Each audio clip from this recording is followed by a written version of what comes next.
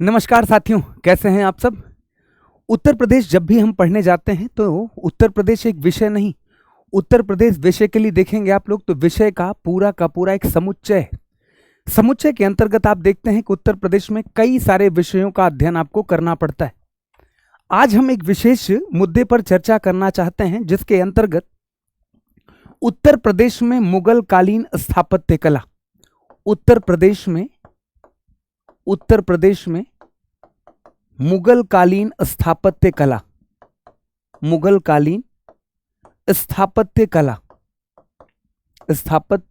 कला। यह सोचने वाली बात है कि उत्तर प्रदेश में मुगल कालीन स्थापत्य कला को हम अलग से क्यों पढ़ते हैं आर्ट एंड कल्चर के अंतर्गत, कला एवं संस्कृति के अंतर्गत। तो जरा देखिए, आपको स्पष्ट रूप से दिखाई देगा कि सिकंदर लोदी दिल्ली सल्तनत के अंतर्गत, सिकंदर लोदी की जब हम चर्चा करते हैं तो सिकंदर लोदी के द्वारा आगरा शहर को बसाया गया, आगरा शहर को बसाया गया और आगरा शहर के बसाने के बाद इसे सल्तनत कालीन राजधानी बना दी गई, सल्तनत कालीन राजधानी बना दी गई, जो कि ऐबक के समय पर लाहौर, इल्तुतमिश के समय पर दिल्ली और उसके बाद आप देखेंगे कि आगरा शहर को राजधानी के रूप में व्यवस्थित किया गया, रखा गया। इसके बाद आता है कि जब हम इब्राहिम लोदी को देखते हैं, इब्राहिम लोदी, वही इब्राहिम लोदी जो 1526 में बाबर से हारता है पानीपत के प्रथम युद्ध में, और बाबर से हारने के बाद ये दिल्ली सल्तनत की समाप्ति और मुगल काल की शुरुआत होती है, मुगल वंश की स्थापना होती है, मुगल वंश की स्थापना। और ध्यान रहे बच्चों, राजधानी कौन रहती है? आगरा ही। उस समय पर मुगलों की भी राजधानी आगरा, कहां तक? शाहजहां तक, जानते होंगे। लेकिन शाहजहां के पहले अगर आप देखने जाएं तो आपको यह दिखाई देगा, शाहजहां के पहले देखेंगे कि बड़े महत्वपूर्ण शासक हुए भारत में, चाहे बाबर हो, बाबर के बाद हुमायूं, हुमायूं के बाद अकबर, अकबर के बाद जहांगीर, जहांगीर के बाद शाहजहां, शाहजहां, शाहजहां, शाहजहां के काल तक राजधानी कहां है बच्चों? आगरा या उसके आसपास के क्षेत्र में, आगरा। कुछ समय के लिए आप लोग जानते होंगे कि अकबर ने फतेहपुर सीकरी नामक नगर बसाया था, अकबर ने कुछ समय के लिए राजधानी फतेहपुर सीकरी को बनाया था। लेकिन हम ये मान के चलते हैं आगरा, जानते होंगे कि जब आगरा राजधानी है, यहीं से ही आपको दिखाई देगा, यहीं से ही मुगल कालीन स्थापत्य कला, मुगल कालीन स्थापत्य कला देखने को मिलती है।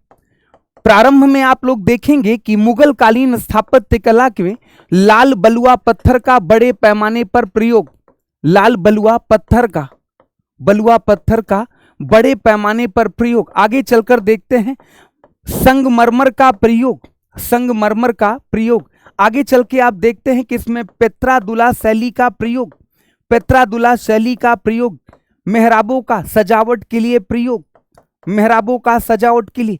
इनकी शुरुआत कहां से दिखाई देती है? उत्तर प्रदेश से। इसलिए हम लोग उत्तर प्रदेश में मुगल कालीन स्थापत्य जो आर्किटेक्चर है वो हम मुगल काल में कहां से पढ़ते हैं? आगरा से पढ़ते हैं, है ना। अगर हम शासक वाइज चलें तो बहुत अच्छे से इस चीज को समझ सकते हैं और जान सकते हैं।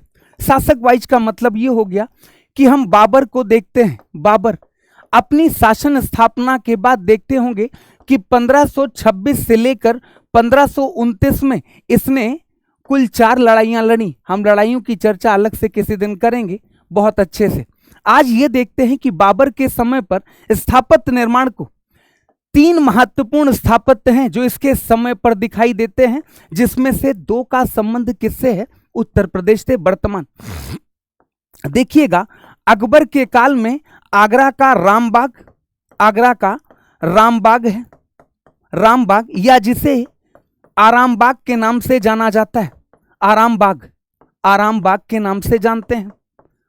वहीं अगर आप देखने जाएं तो उत्तर प्रदेश में बाबरी मस्जिद, उत्तर प्रदेश जिसे अयोध्या की बाबरी मस्जिद, अयोध्या की बाबरी मस्जिद जिसे मीर बाकी ने बनवाया था, जो इसका सेनापति हुआ था 1528 में, यह मीर बाकी के द्वारा बनवाई गई मस्जिद थी, मीर बाकी।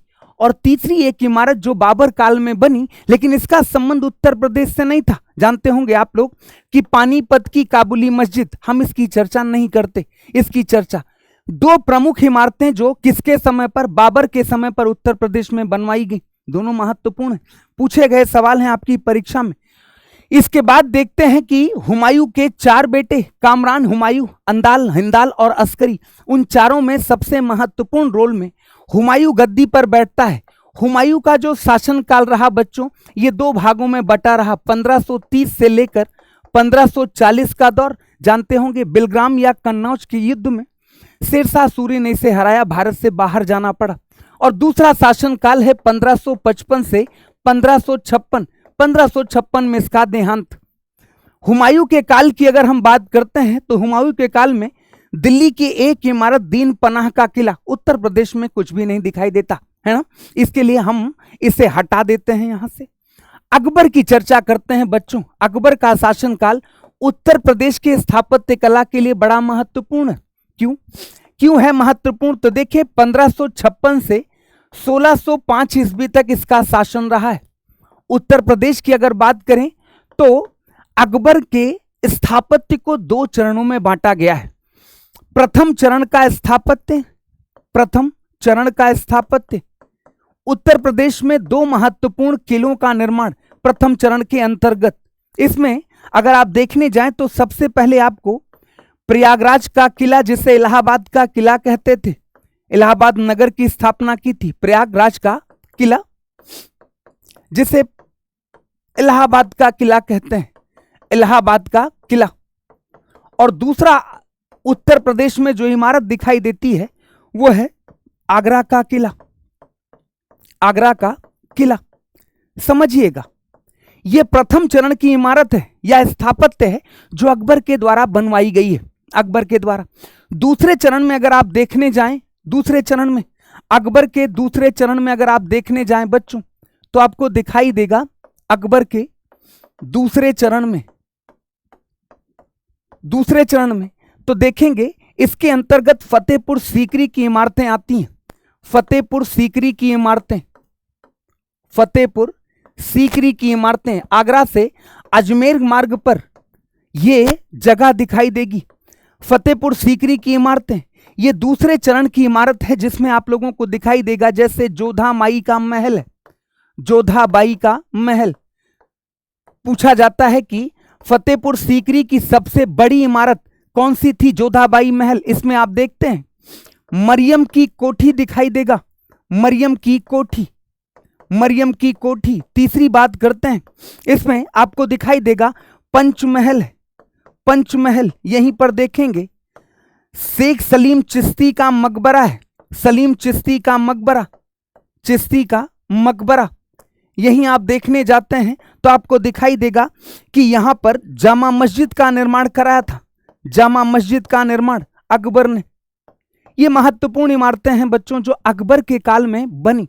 देखना, अकबर के काल की कुछ इमारतें ऐसी भी हैं जो उत्तर प्रदेश से बाहर बनी, जैसे हुमायूं का मकबरा है, षटकोणीय मकबरा, जिसको कहा जाता है भारत में दोहरे गुंबद का पहला मकबरा। देखने जाएंगे 4 बाग शैली में बना हुआ पहला मकबरा। लेकिन कुल मिलाकर यह है कि हम अपनी बात को सीमित रखेंगे उत्तर प्रदेश तक।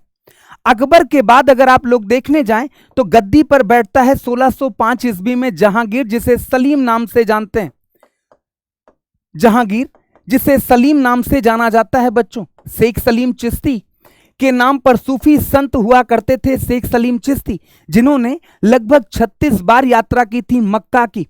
उनसे बड़ा प्रभावित था अकबर, है ना, और उन्हीं को के आशीर्वाद स्वरूप मानता था कि जहांगीर का जन्म हुआ, जिसके कारण उसका नाम सलीम रखा था। जहांगीर का काल सामान्य तौर पर अगर आप लोग देखें तो आपको दिखाई देगा बच्चों की इसका काल चित्रकला का गोल्डन एरा था, इसका काल चित्रकला का स्वर्ण युग। हम चर्चा करेंगे इसके बारे में, चित्रकला के विषय में, चित्रकला का स्वर्ण युग था।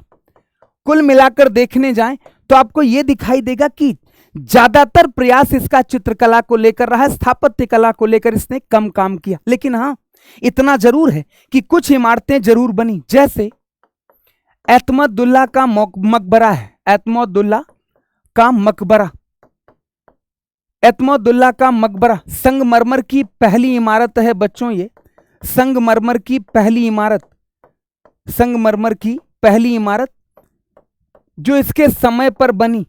ये ससुर हुआ करते थे जहांगीर के, है ना, नूरजहां के, अस्मत बेगम के हस्बैंड, जिनके बारे में कहा जाता है इत्र का आविष्कार किया था, परफ्यूम पहली बार खोजा था इन्होंने, एतमदुल्ला की पत्नी थी। एक दो ये स्थापत्य इसको इसने नहीं बनवाया था, नूरजहां ने बनवाया था, जानते होंगे, आगरा में स्थित है, आगरा में स्थित है। लेकिन इसके बाद जो इसका बेटा है बच्चों, जिसको आप लोग शाहजहां के नाम से जानते हैं, शाहजहां के नाम से, ये शाहजहां का काल ये कहा जाता है, चाहे आप भारत के स्थापत्य में देखें या उत्तर प्रदेश के स्थापत्य में देखें, तो गोल्डन एरा है। गोल्डन एरा का मतलब होता है स्वर्ण युग कहा जाता है। इस समय पर व्यापक पैमाने पर संगमरमर का प्रयोग हुआ, संगमरमर का।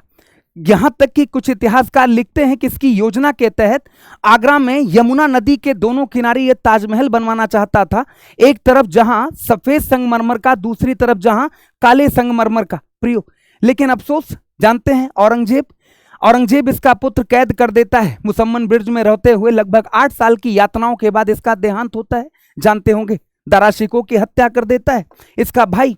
देखें बच्चों, शाहजहां के काल से संबंधित जो प्रश्न आपकी परीक्षा में पूछे जा सकते हैं, ये बड़ी महत्वपूर्ण बात है। देखना, इसका काल स्वर्ण युग है स्थापत्य कला का, स्वर्ण युग स्थापत्य कला का, स्थापत्य कला का, कला का स्वर्ण युग है स्थापत्य कला का।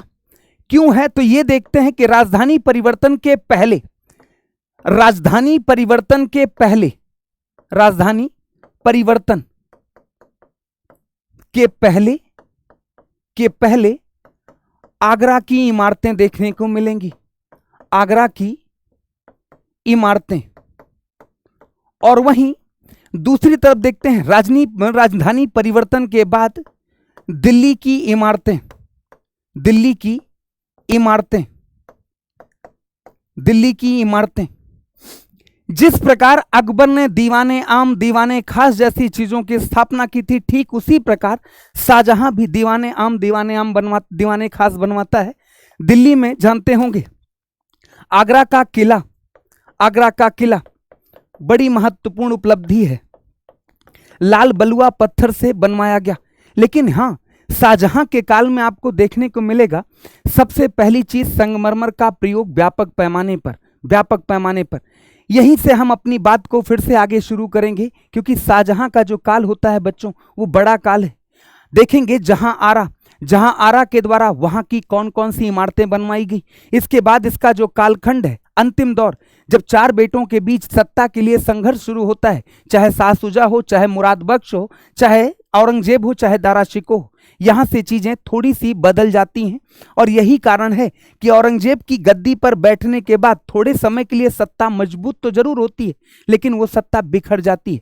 1707 के बाद मुगलों का पतन शुरू होता है। औरंगजेब की मृत्यु के बाद कहा जाता है कि रेत को अगर मुट्ठी में आप पकड़ने का प्रयास करते हैं, जितना मजबूती से रेत को पकड़ेंगे उतनी ही छूट जाएगी। चाहे बलबन ने कोशिश की, बलबन रक्त एवं लौह की नीति के साथ छूट गया।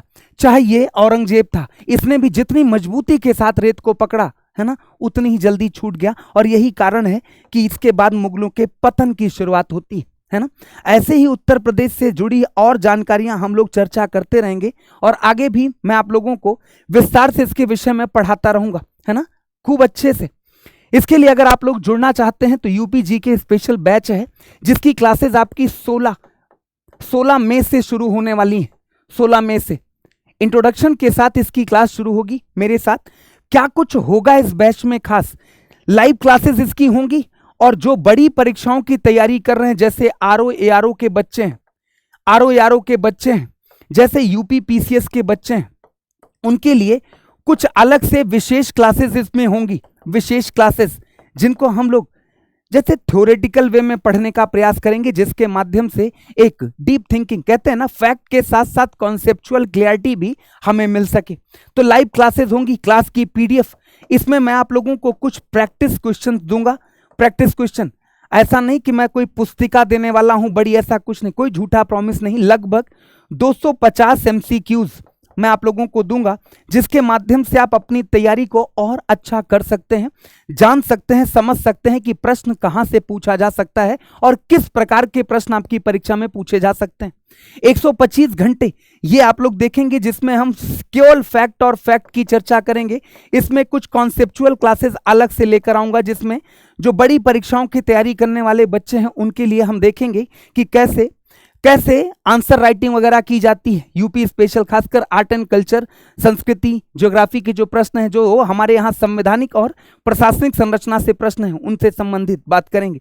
डाउट सेशन अलग से रखूंगा, इसके लिए डाउट सेशन अलग से रखूंगा। जिन बच्चों को लगता है कि नहीं सर ये पॉइंट क्लियर नहीं हुआ, उनके लिए डाउट सेशन रखेंगे। कोर्स फी की अगर बात करते हैं तो क्या है, 290 रुपीज, इसमें 1 साल की वैलिडिटी के साथ 1 ईयर वैलिडिटी है। आप इसे देखेंगे तो लगभग ये 3 महीने से के अंदर अंदर ये कोर्स कंप्लीट हो जाएगा। उत्तर प्रदेश का इतिहास, भूगोल, वहां की राजनीतिक प्रशासनिक संरचना, आर्ट एंड कल्चर, विज्ञान प्रौद्योगिकी उत्तर प्रदेश की, साथ ही साथ अर्थव्यवस्था और अर्थव्यवस्था से जुड़े हुए और भी जितने मुद्दे हैं वो सभी इसके अंतर्गत हम लोग डिस्कस करने वाले हैं। 16 मई से इसकी डेमो क्लासेस पहले शुरू करना चाह रहा था, लेकिन कुछ बच्चों ने कहा सर पीसीएस का पेपर है 14 मई को, इसके बाद शुरू करते, तो वही है, इसके बाद ही शुरू करेंगे, है ना। इसके बाद 16 मई से इसकी क्लासेस डेमो हम लोग 2 दिन का डेमो इसमें रखेंगे, 2 दिन का डेमो। उसके बाद क्लासेस एप्लीकेशन पर चली जाएंगी। टाइम बहुत जल्दी आप लोगों तक पहुंचा दूंगा, टाइम बहुत जल्द पहुंचा दूंगा। अगर आपको इसके अंतर्गत इनरोल होना है, जुड़ना है इस बैच के साथ, तो अभी आप लोगों को क्या करना है, अभिनय मैथ एप्लीकेशन है, एप्लीकेशन प्ले स्टोर पर मिल जाएगा, आप लोग जाके वहां से डाउनलोड करिए और उसमें यूपी स्पेशल बैच दिखाई दे रहा होगा 22 यूएस सर, परचेज कर लीजिए और परचेज करके जुड़ जाइए। बाकी मिलते हैं 16 तारीख को अच्छे से इसकी डेमो के साथ। बाकी आप लोग एक बार पढ़िएगा, समझिएगा, समझ में आए स्वागत है ना। बाकी जो बच्चे पुराने जानते हैं कैसे पढ़ाता हूँ, क्या पढ़ाने का तरीका है, वो तो तब तक जुड़ जाएंगे, है ना। चलिए, थैंक यू सो मच, जुड़ने के लिए आप सबका शुक्रिया। पुनः मुलाकात होगी आप लोगों से 16 तारीख को इस यूपी स्पेशल यूपी जीके के बैच के साथ। Thank you so much, thank you so much.